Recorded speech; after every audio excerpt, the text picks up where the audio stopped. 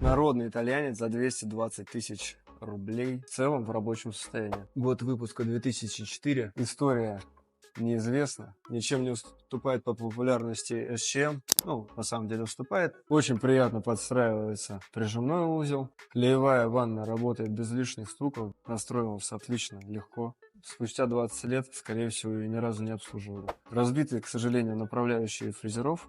Каждая перестройка подразумевает под собой небольшую долю рандома. Пришлось достаточно серьезно повозиться со станком, но после настройки справляется и с 0,4, с единицей.